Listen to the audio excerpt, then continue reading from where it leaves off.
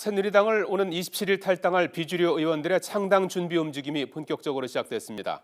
지도부는 당내 상황을 수습할 비상대책위원장으로 당 윤리위원장을 지낸 임명진 목사를 선임했습니다. 국회 취재기자 연결합니다. 강희경 기자. 네, 국회입니다. 새누리당 비주류의 창당 준비 작업이 한창이군요. 네, 오는 27일 새누리당 탈당을 선언한 비주류가 오늘 오전에 창당 추진위원회 첫 공식 회의를 여는 등 발빠른 행보를 보이고 있습니다. 창당 일정과 위원회 운영 방안 등을 논의하기 위한 자리였는데요.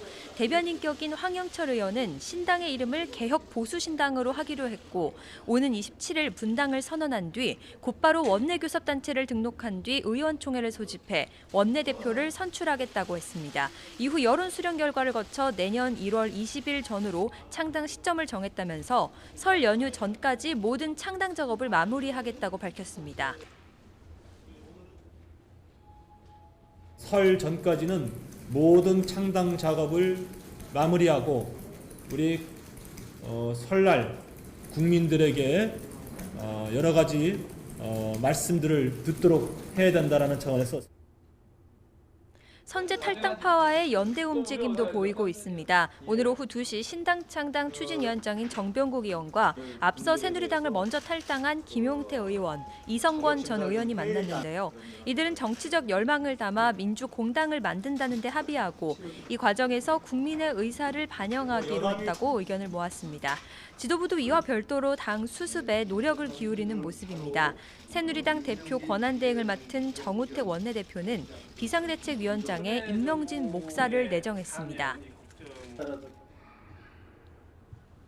국민들에게도 사랑을 받고 우리나라의 발전에 큰 공헌을 하는 그런 당으로 그렇게 되어질 수 있도록 제가 최선의 노력을 다하겠습니다.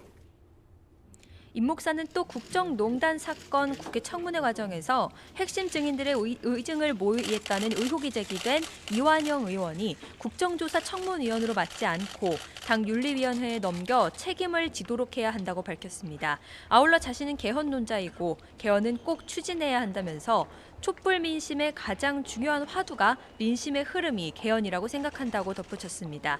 새누리당은 최대한 이른 시일 안에 전국위원회를 소집해 연말까지 비대위를 출범할 방침입니다. 강 기자, 새누리당 움직임에 대해서 더불어민주당은 부정적 입장을 보이고 있죠?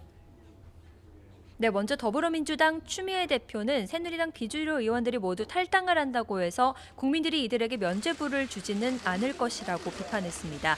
이어 이번 신당 창당은 기득권의 또 다른 연대일 뿐이라고 말했는데요. 신당이 친박과 어떻게 다른지 행동과 정책으로 보여주지 않고 다시 새로운 세력을 부풀리는 데 그친다면 국민을 두 번 속이는 일이 될 것이라고 말했습니다.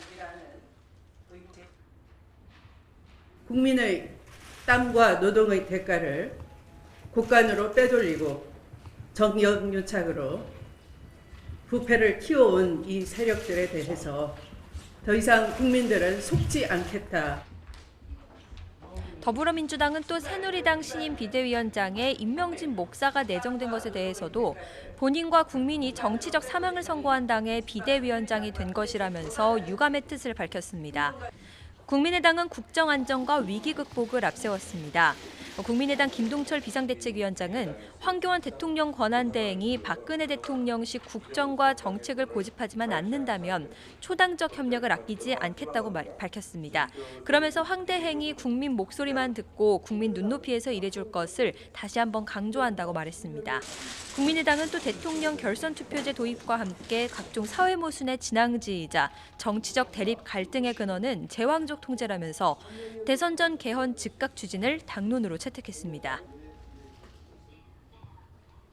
우리 당에서는 개헌을 즉각 추진하기로 결정을 했습니다.